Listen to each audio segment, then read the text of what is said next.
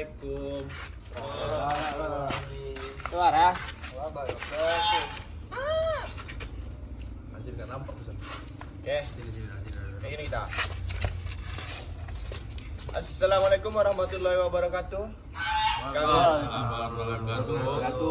Kami dari kelas 3 MSA, perwakilan dari kelompok di kelas itu ingin membuat video dan menceritakan tentang sifat kepemimpinan tokoh besar yang ada di Indonesia. Pak, tokoh siapa besar dulu Pak? Tokoh apa nih Pak? Aku Pak D Jokowi. Pak Jokowi. Ya, Kak. Kalau misalnya abang-abang gemoy, Udah lanjut. Kau siapa dulu kau? berarti lanjut nih Pak. Ya, langsung ceritakan siapa tokoh besarnya. Kayak mana sifatnya, terus cara dia memimpin itu bagaimana? Ada tokoh paling besar yang paling bagus, yang Apa? paling berkesan bagi Indonesia. Apa tuh? Termasuk ini namanya dengan Soekarno Hatta. Soekarno Beda. Kita kan bahas Soekarno, ya. Jadi siapa? Ada kata-kata quotes yang paling mantap adalah saya Soekarno apa nih? Soekarno. Nah, Soekarno. Serius lah. Beda itu orang. Soekarno. IR Soekarno. IR Soekarno. Insinyur Soekarno. SPD. Salah. STMT. Salah. IR dia bro. Oke, lanjut. Jadi Soekarno punya quotes yang paling membenak di hati kita, yaitu saya menyukai anak-anak muda yang merokok dengan membahas masa depan negara ketimbang anak-anak yang membaca buku. Ambil tes dulu. Apa itu? Papaya. Nah, jadi Soekarno itu punya ambisi besar. Ambisi besarnya itu Kamera. dia ingin memerdekakan Indonesia. Gitu. Dia mempertaruhkan nyawa dan jiwa raga dia untuk membuat Indonesia menjadi merdeka. Udah 1 menit. Kurang. Nah, Tambah lagi. udah 1 Kak. menit. Oke. Nah, lanjut. Kalau aku pemimpin yang berkesan menurut aku, sebenarnya aku nggak mengalami, cuman aku dengar sejarahnya itu Soeharto. Kenapa Soeharto? Kenapa Bandung? Soalnya dia dulu yang memberantas Korupsi. PKI, yang mana itu hampir membuat kita ini berpindah haluan itu menjadi Subhanallah. komunis. Nah, kalau misalkan bukan karena Soeharto, mungkin kita sekarang ini udah bagaimana lah gitu. Apa itu komunis, Pak? Komunis, waduh, nantilah. Nanti Di lah, belakang. agak berat ya, Di belakang. agak berat. Karena kita baru melaksanakan yang namanya G30 SPKI. Jadi coba dulu kasih satu contoh cara kepemimpinan Soeharto itu gimana? Cara kepemimpinan Soeharto tuh yang pasti dia tegas, soalnya dengan latar belakang dia yang militer kan, emang dia punya sifat tegas. Cuman karena mungkin karena ya dia kan Soeharto kan itu tentara. Nah, kemudian ada sedikit dibumbu-bumbui otoritas karena mungkin karena ada beberapa pemberontakan yang membuat dia tuh jadi kurang percaya mungkin sama orang, makanya dia tuh bersifat otoriter.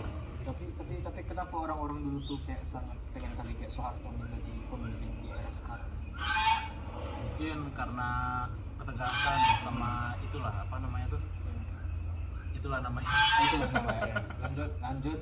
Ya, kalau menurut dari saya kepemimpinan yang paling bagus itu di Bapak B.J. Habibie. Paling bagus jadi main nggak bagus. Dia nggak bagus. Menurut saya. Menurut kau berarti Iya, nggak bagus. menurut saya B.J. Habibie. Walaupun masa kepemimpinannya hanya berlaku cuman dapat 1 tahun. Bijabi kita asal dari mana? Lagusan. Tapsel. Kasih dulu contoh. Kasih dulu contoh kepemimpinan B.J. Habibie itu gimana?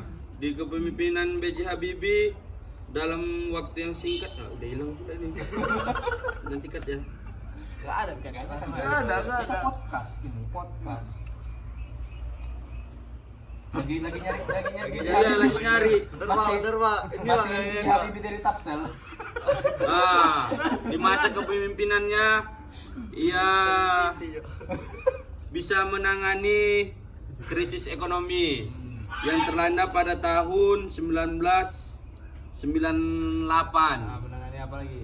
Baru kemudian Diabetes. memutuskan Timur atau sekarang itu menjadi negara Timur Leste. Kemudian mendekatkan visioner. Mungkin itu aja lah dari Pertama, yang kedua, terima kasih. Lanjut. lanjut. Abang Yuda. paling lama. Ngapain lama? Oke, lanjut. Oke, kalau menurut saya jiwa kepemimpinan yang paling berkesan untuk saya itu Jenderal Sudirman. Di mana dia termasuk jenderal bintang 5 yang ada di Indonesia, termasuk Soekarno, Nasution, sama yang satu lagi Jenderal Sudirman. Terus Nasution siapa? Marga. Soekarno mana Nasution? apalagi waktu dia memimpin Mama aku Nasution. pada saat perang gerilya. Nah, di situ dia itu kayak tidak terlihat oleh Belanda karena berpindah tempat dengan cepat. Nah, pada saat itu dia melakukan puasa juga.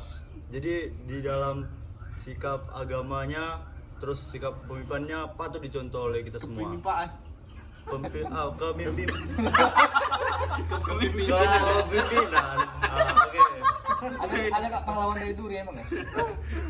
Ada, tapi nggak dicantumkan. Mungkin ada dari tiap daerah itu ada. Langsung aja bang, semestinya waktu. Contoh kepemimpinannya gimana? Ya, Perang gerilya itu apa? Ngepam. Gimana? itu pada saat dia perang gerilya itu dia tuh hampir dibunuh sama Belanda, tapi dia tuh tahu taktik perang yang baik karena pindah tempat tadi sehingga tidak ketahui oleh Belanda. Oke, mungkin itulah. Kalau menurut saya yaitu Jenderal Ahmad Yani. Dia memimpin dengan gaya tegas. Wes, gaya aja. Prinsipnya disiplin. Oke, Oce. Dan integritas. Kasih dulu contoh kepemimpinannya gimana? Contoh kepemimpinannya itu dengan cara dia tegas dalam menjunjung tinggi. Bukan, menjunjung tinggi profesional. Baca chat GPT. Terus dia dikenal dengan sosok yang berani, dengan sangar. Dia dapat mengambil keputusan yang sulit dalam kondisi genting. Udah cukup. Terakhir aku yaitu salah satu tokohnya itu Presiden kita yang ke-7 sekarang yaitu Pak D Jokowi Widodo yang bentar lagi, sebulan lagi tidak menjadi presiden lagi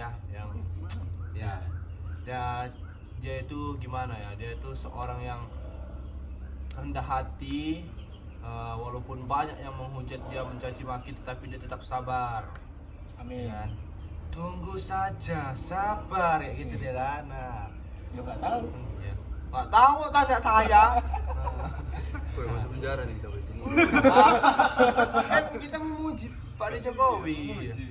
Jadi mungkin Ada undang-undang contoh TI, contoh cara dia memimpin tuh salah satunya kayak dia tuh tegas dalam memutuskan sesuatu, seperti kayak gitulah. Gimana itu, Pak? Kain. Ya IKN ibu kota dipindahkan, ke sana. Dia tahu itu mantap. Walaupun banyak yang menentang kan karena dia lihat ada potensi di sana, tetap juga dilaksanakan. Berapa menit, Emang Bang? ada ketegasan. Jadi itu Bang, singkatan IKN itu apa, Bang? Ibu kota di sana. Ini ibu kota negara. Udah, mungkin sekian video kami ucapkan terima kasih. Assalamualaikum Warahmatullahi wabarakatuh.